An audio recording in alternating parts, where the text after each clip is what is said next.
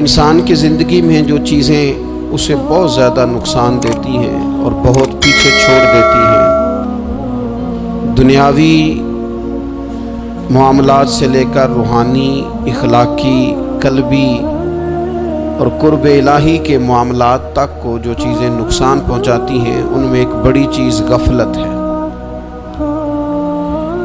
ایک لفظ ہوتا ہے جو ہمیں اکثر سننے کو ملتا ہے کہ آپ کی توجہ نہیں ہے۔ یہ ڈھیر سارے لوگوں کا مطالبہ ہوتا ہے، اہل خانہ بھی مطالبہ کرتے ہیں، کئی موقع پر والدین بھی مطالبہ کرتے ہیں، غرباء بھی مطالبہ کرتے ہیں کہ امیروں کی ہماری طرف توجہ نہیں ہے۔ اور یہ بڑی لازمی سی بات ہے کہ کسی چیز پر جب توجہ رہتی ہے تو وہ چیز بہتر ہو جاتی ہے، اور جب عدم توجہی کا لوگ مظاہرہ کرتے ہیں تو وہ معاملہ خراب ہو جاتا ہے۔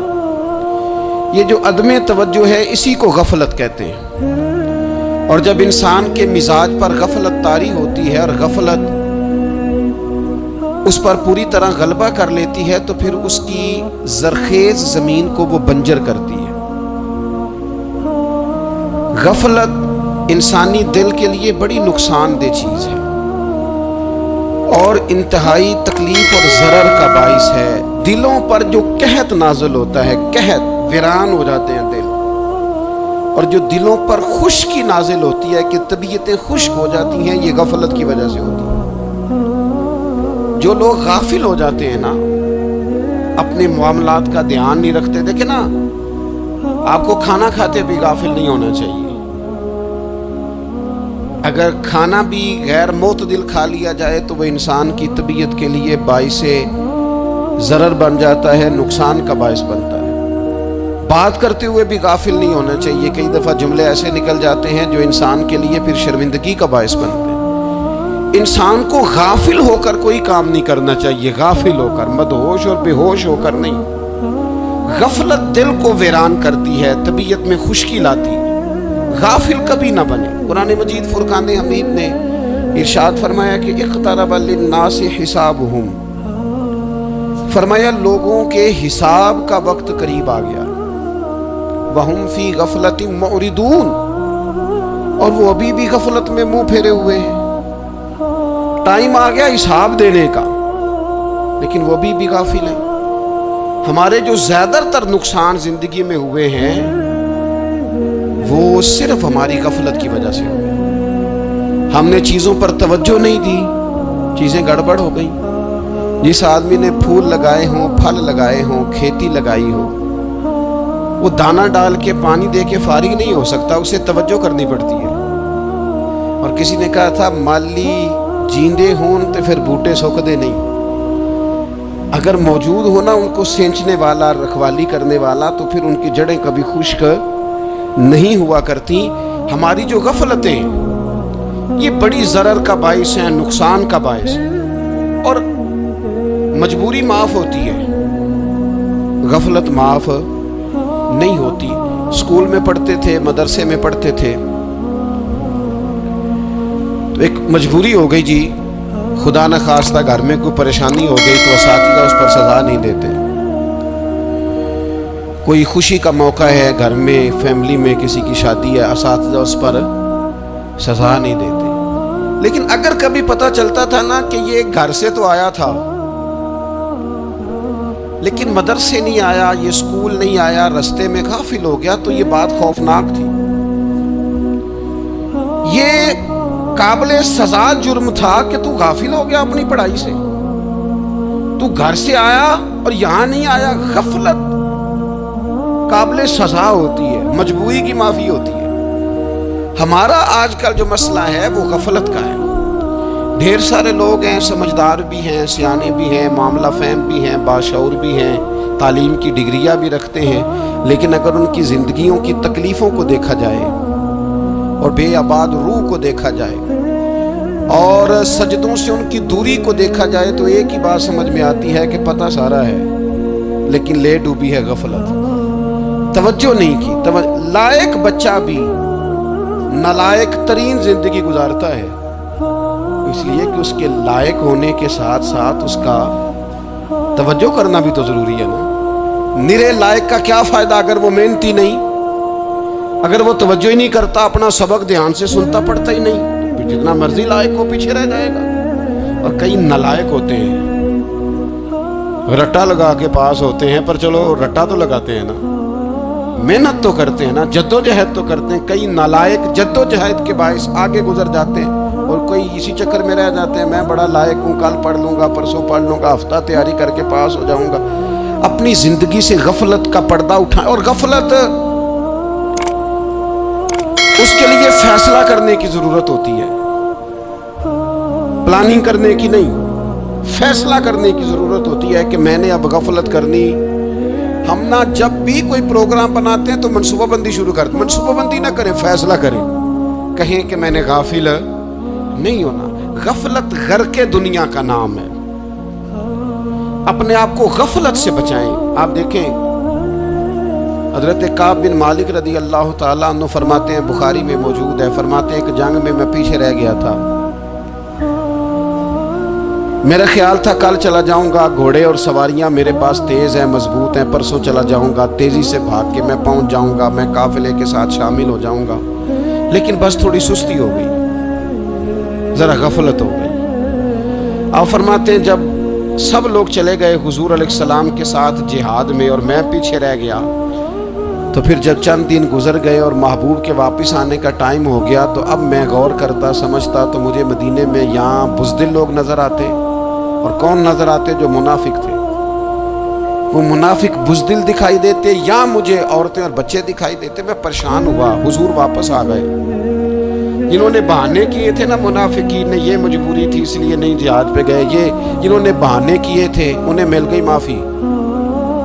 और मैंने सच बोला, मैंने कहा या रसूलल्लाह मैं गाफिल हो गया था। अब कहते मैंने जब कहा ना हुजूर सुस्ती हो गई थी, जरा गफलत हो गई, तो बंदा महबूब से गाफिल हो जाए, बंदा वहीं से गाफिल हो जाए। जो दम गाफिल सो दम काफिर, सानू मुर्शद एहो पढ़ाया। जब कहा ना हुजूर वो गलती हो गई, कोई मजबूरी नहीं थी, तो फरमाते हैं बाकियों को माफी मिल गई, मेरे साथ हुजूर नाराज हो गए। एक दिन नहीं, 2 दिन नहीं, 50 दिन हुजूर नाराज रहे। मदीने की गलियों ने मुझे पहचानना छोड़ दिया। दरो दीवार से मुझे यूं लगता था कि मैं परदेसी हूँ। फरमाते हैं मैं मस्जिद में आता था, मैं जब महबूब को देखता तो हुजूर रुखे अनवर फेर लेते, और मुझे पता था जब मेरा चेहरा इधर उधर होता तो फिर करीम रहमत की नज़र फरमाते 50 दिन मुसलसल। फिर मुझे हुक्म हुआ कि बीवी भी भेज दो, मेके बच्चे भी भेज दो, ननिहाल यानी तन्हा रह जाओ। फरमाते हैं वो मैंने कैदे तन्हाई काटी, लेकिन शुक्र अल्लाह का ये है कि मैं सच्चा था, बस ज़रा भूल गया था, बस ज़रा गफलत हो गई थी।